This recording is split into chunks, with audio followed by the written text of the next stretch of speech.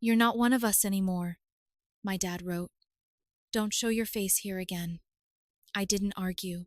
I just closed my end of the escrow, notified the trust officer of my withdrawal, and filed the legal separation from our shared assets. By sunrise, my sister texted, "What did you do?" I just laughed. Then my mom's attorney sent, "We need to talk today." Without thinking twice, I didn't feel angry when I read it. I didn't feel sad either. It was something else, like a light switch flipped off in my chest. The message came through at 9:47 p.m. I had just put the kids to bed and sat down on the couch, finally ready to eat something. The takeout was still warm in its box, but I never opened it. I saw the notification light up my phone. It was my dad. "You're not one of us anymore." That was it. "No, hey. No. We need to talk." Just 6 words that hit with the weight of a court ruling. I stared at it, expecting something more to follow. Maybe an explanation. Maybe even a joke. Sick as that would have been. Nothing. He'd sent it, read the moment it was delivered, and then gone offline. I put the phone down, stood up, and just walked around the house for a bit. No destination. I just couldn't sit. My stomach wasn't in knots. My chest didn't hurt. It was more like a click. Something settling into place after years of rattling in the wrong socket. 2 days before that, Jessica had called me, asking if I could help with her next tuition payment. She was in her 2nd year of an MBA program at Columbia and had already burned through the family fund. I didn't say no. I just told her it was getting hard for me right now. My business was expanding, payroll had doubled, and I had to float a huge shipment delay that nearly tanked our cash flow for the quarter. I didn't even go into details. I just said it was tight. She didn't ask questions. She didn't offer to find another solution. She just said, "Okay," and hung up. That was Tuesday. Thursday night, my dad told me I wasn't part of the family anymore. Friday morning, I found the letter. It was slid through the mail slot like a pizza menu, printed on plain white paper, no envelope. "Don't show your face here again." It was shorter than the message, even colder. The ink hadn't fully dried when I unfolded it, like it had been rushed. I read it once, then again. Then I went to the kitchen, poured myself coffee, and started going through the numbers. First thing I did was close my end of the escrow. Everything we had tied up in long-term development deals, gone. I signed off my share, detached my name from the business filings, and forwarded the formal release to the escrow attorney. Next was the trust. My dad loved to brag that we were a family bound by structure. He always said it like a threat. I emailed the trust officer, attached my withdrawal paperwork, and requested removal from all collective financial holdings, assets, and decision-making rights. By 3 p.m. he replied, "Are you sure you want to do this?" I didn't answer. I just sent back the notarized PDF. I filed the legal separation from every joint entity before dinner. That included the house in Tahoe, the downtown office they used rent-free, and the shell company I'd quietly let them funnel their mistakes through. At 5:08 the next morning, Jessica woke me up with a message. "What did you do?" I stared at it in bed, in the dark, and laughed. Not because it was funny, but because, for the first time in years, it felt like I could finally breathe without asking permission. At 8:17 a.m., an email from my mom's attorney landed in my inbox. "We need to talk today." So, I drove over. No heads up. Just walked in.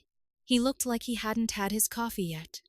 His tone was smooth, but his hands gave him away, shuffling papers too quickly, glancing at a screen that probably had a dozen red flag alerts from their bank. He asked if I'd consider putting a hold on the separation, said things were moving too fast, that maybe emotions were high.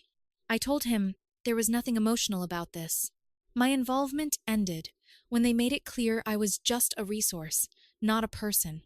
What they didn't understand, what they never even thought about, was that nearly everything they relied on came through me.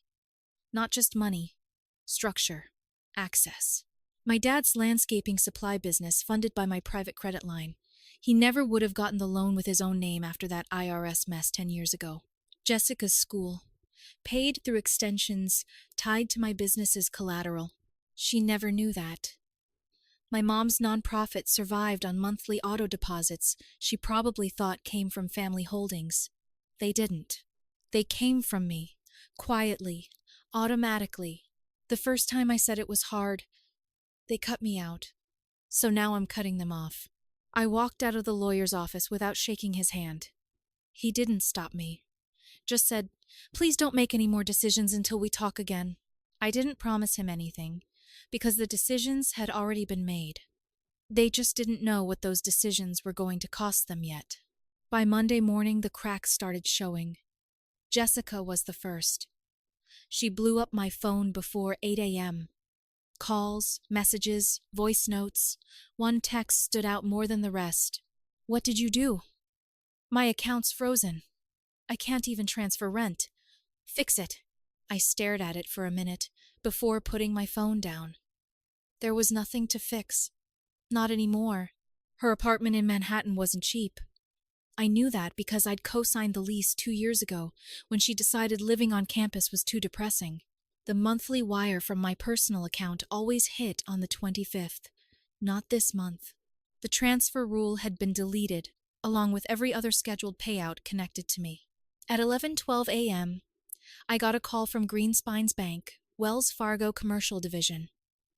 A woman named Melissa asked if I was confirming the new status of the company card. I told her yes. She paused and asked if I wanted to notify the other cardholders. I told her no, they'd find out soon enough. See, Greenspine wasn't my dad's company in the ways he thought it was. He'd been the founder, but the business loan, my signature, the vendor accounts set up through my network, the corporate credit, all under my credit umbrella. When he booted me out, he forgot the paperwork still said otherwise. At 1 p.m., Jessica tried again. The tone had changed. She wasn't shouting anymore, just typing faster. "Okay, just tell me what I need to do. I need access back. Please." I didn't reply. She never asked me once in all these years how I was managing to keep up. She never asked what toll it took. Every time I hesitated, she made it personal, said I didn't care about her future. When I said I couldn't help this time, they didn't ask what was going on. They just erased me.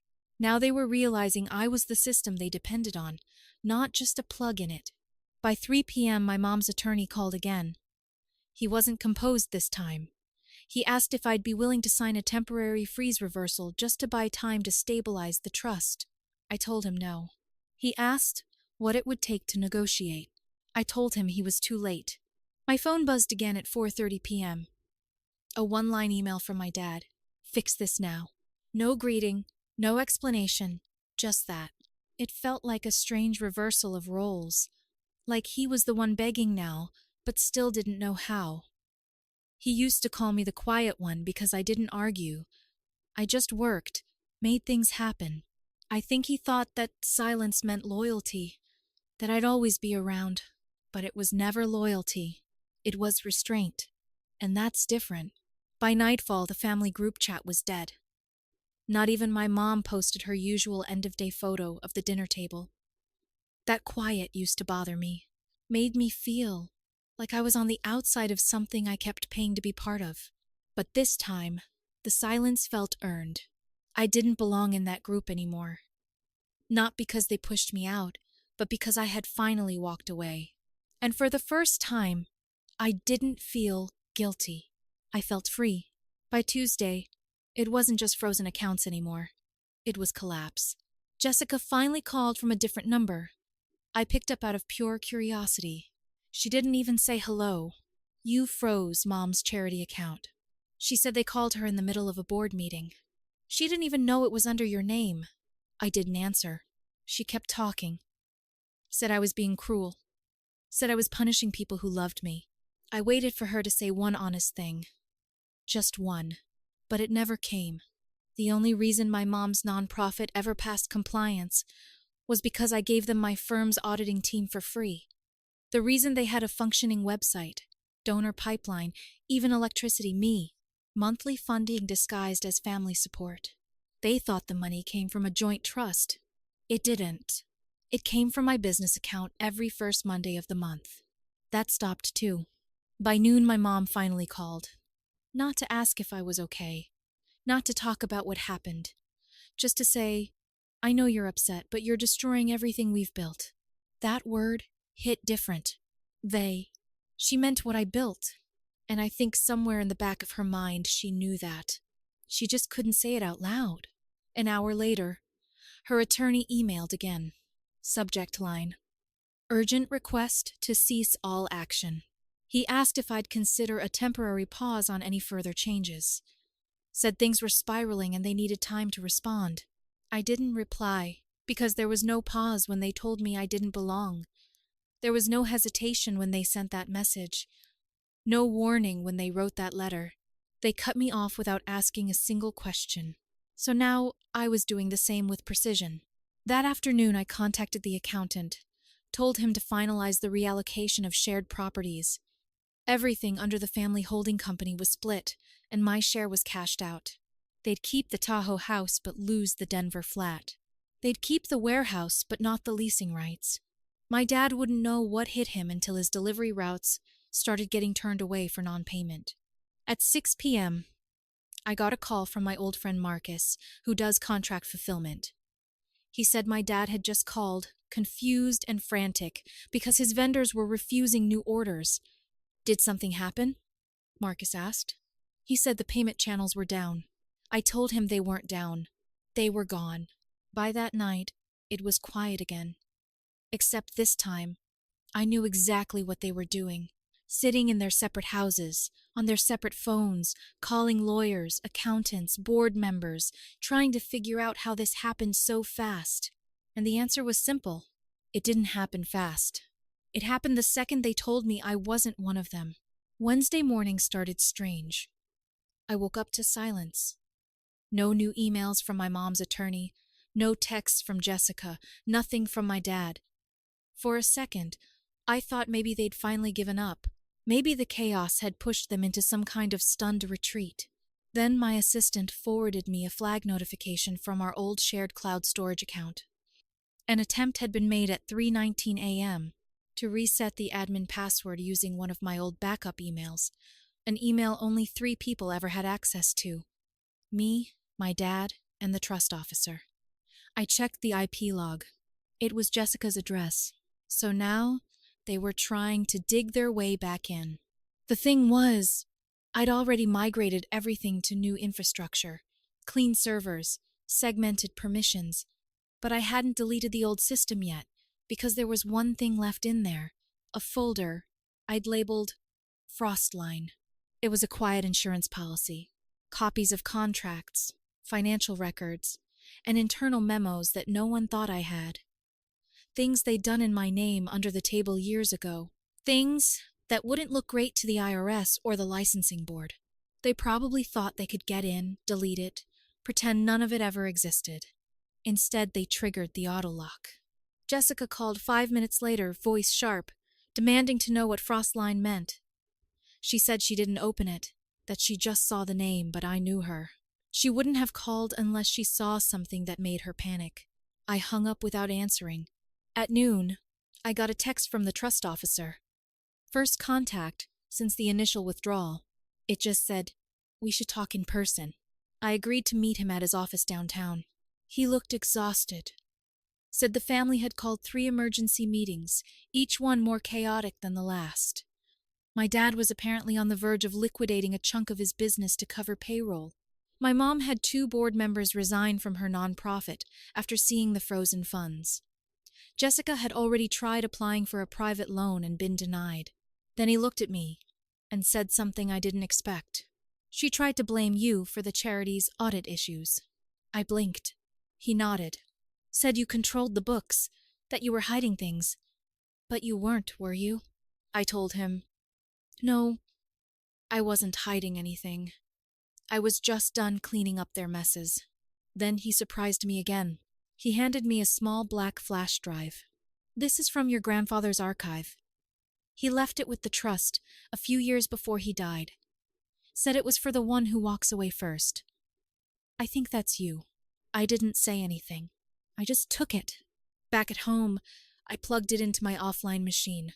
It contained one folder, a series of scanned letters, personal ones. Letters from my grandfather to my father, to my mother, and to me. He'd seen it all coming, the control, the entitlement, the slow financial drain. And in the final letter addressed to me by name, he wrote, "If you're reading this, you've already made the hard choice. Don't let them back in. Not again. Not even once." I sat there for a long time after that. The man had been gone for almost 6 years, and he still understood me better than anyone in that family ever had. So, I followed his advice. And by nightfall, I made one final move. I transferred ownership of the only remaining family asset still partially in my name, the vacation house in Carmel, to a private holding company, one that I controlled. My parents used it every spring. I changed the locks, sent the deed transfer confirmation directly to their inboxes. At 8:07 p.m., my mom called for the first time all week. Il était ring. Thursday started quiet. Almost too quiet. No emails, no texts, no new voicemails. Just stillness, like they'd collectively decided to hold their breath. Then, around 10:30 a.m., the doorbell rang. I wasn't expecting anyone, but I already knew who it was before I checked. My mom stood outside with a bakery box in her hands. No coat, no purse, just the box, and that familiar practice smile she wore whenever she wanted something, but didn't want to ask for it directly. I didn't open the door. I just watched from behind the curtain as she stood there for nearly 5 minutes without knocking. At one point, she looked at the door like she expected it to open on its own. Then she set the box down gently, smoothed her sweater, and walked back to her car. Inside were 2 blueberry muffins from that overpriced place she never used to care for until I bought her a gift card there 2 birthdays ago. Tucked beneath the lid was a note. "Let's talk. We miss you." I didn't even bring the box inside. I threw it straight into the outside trash. By lunchtime, Jessica had switched tactics. She sent an email longer than anything she'd ever written me before. She said she'd been stressed, that we all said things we regretted, that none of them thought things would go this far. She mentioned family memories, things we did as kids, how she missed having me around. But what stood out wasn't what she said. It was what she didn't. No mention of that first message from Dad. No apology. Just a soft rewrite of the facts, like we'd all been swept up in a misunderstanding. And somehow, I was also to blame. At 2:50 p.m., a notification popped up from the Carmel Properties smart lock system. Someone had tried to unlock the gate with an expired code. The last 4 digits were my dad's birthday. They were testing, seeing if they still had access. They didn't. At 4 p.m., my dad finally broke his silence. Not with an email or a call, but an old-school voicemail from a number I didn't recognize. "Son," he started, and then nothing for a few seconds. I could hear a faint echo, like he was walking around a room. "We didn't mean for it to go this way. Your mother and we were angry. We thought you were turning your back on us, but this isn't what we wanted." The message ended before he said anything meaningful. I didn't delete it. I just saved it like evidence. That evening, I sat in the kitchen going through restructuring paperwork. My wife sat across from me, quietly feeding our youngest. After a while, she looked up and asked if I was sure, really sure, about going through with the final round of lockouts. I nodded. It wasn't revenge. It was recognition. I wasn't destroying anything. I was revealing it. Then, at 7:40 p.m., my lawyer called. He sounded amused, like he didn't quite believe what he was reading. "They filed a claim on the Carmel house," he said. "Your mom submitted a handwritten note from 5 years ago claiming you said they could use it whenever they wanted." I remembered that note. I'd scribbled it on a sticky during Thanksgiving one year. It was more of a joke. They were trying to say that meant ownership. "They're getting desperate," he added. I told him to proceed with the counter motion. I wanted every last shared interest dissolved. Not paused, not discussed, dissolved. The funny part, they thought this was about a house or some frozen bank accounts. But the real damage was already done. Not to me. To them, because the longer this went on, the more people started asking questions. That night, I got a message from Lisa, my cousin, the one who always stayed quiet, always watched from a distance. She wrote, "Jessica's losing it. Your mom's trying to act like nothing's happening. Your dad hasn't come out of his office all day. People are starting to notice what's going on." I sent her back one line. "They wanted me gone. They just didn't expect me to take everything with me, because that's what happened. They pushed me out like I was some burden. They forgot I was the reason the whole machine still worked. Now the machine was breaking down, and they were starting to realize there was no getting it back. It ended the way these things always do. Too late. Too quiet." The doorbell rang at 6:34 p.m. on a Sunday. I opened it without checking the camera because I already knew. My dad stood there holding a large plastic tub full of old photo albums. He looked different.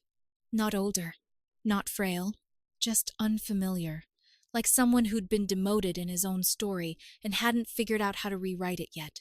He didn't say my name. He just nodded toward the tub. "Your mother wanted you to have these." I didn't say anything. He waited. The air between us felt strange.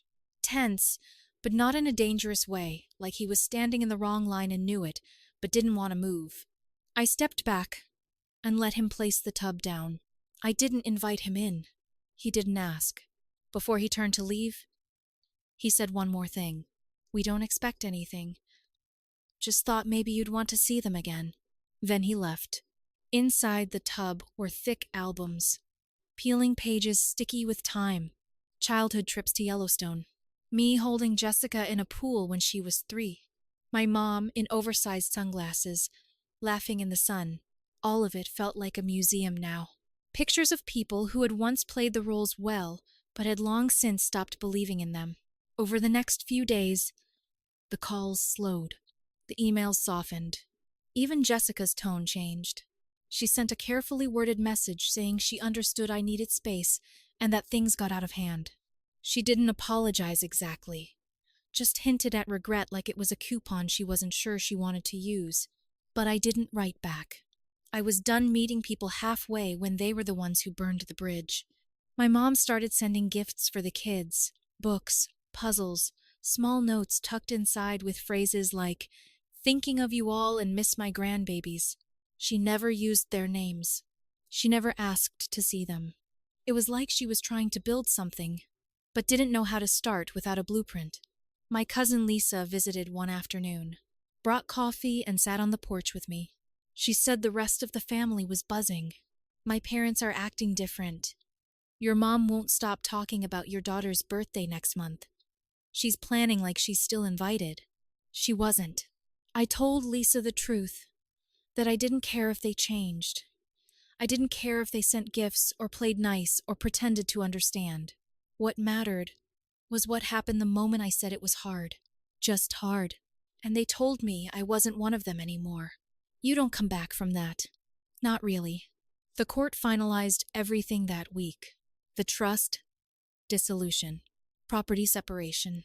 The final clean cuts through the mess we used to call shared ownership. Their attorney didn't fight it anymore. He just signed off and moved on, probably tired of pretending they still had leverage. The Carmel house was officially mine. The businesses were fully separated. My dad had to liquidate part of Greenspine to cover back pay for his employees. My mom's nonprofit closed its main office and switched to remote operations. Jessica downgraded to a studio and started hinting on social media that she was learning to live simpler. Every door they once walked through to reach me, financial, legal, emotional, was gone. Locked. Disconnected. They started showing up anyway. Uninvited visits. Not often, but just enough. Dropping off toys, leaving handmade cards, smiling too hard. One time, my mom offered to babysit while my wife and I were getting ready to go out. I told her no. She smiled and said, "Of course I understand," like she didn't. And the worst part? Everyone else started turning on me. Distant relatives called and said I should be more forgiving. "They're trying, Nathan. Don't punish them forever." Even Lisa looked uneasy, When I told her my kids didn't know who their grandparents were. But here's the thing. They made a choice. They told me I wasn't part of them anymore. I didn't scream. I didn't beg. I didn't argue. I just listened. And then I accepted it. Now they want me to forget it all because the fallout scared them, because their hands are empty. But I remember what it looked like when their hands were full and they were still reaching for more. So now, when they visit, I let them knock. I open the door. I thank them for the gift. I say the kids are busy. I never let them in. They come in through the visitor's entrance now. They don't sit at the table. They don't stay long. They leave with the same smiles they used to wear when they were lying to my face. And me? I finally sleep. No more late-night transfers. No more guilt texts. No more debt wrapped in love. Just peace. And that's worth more than any inheritance they ever thought they could offer me.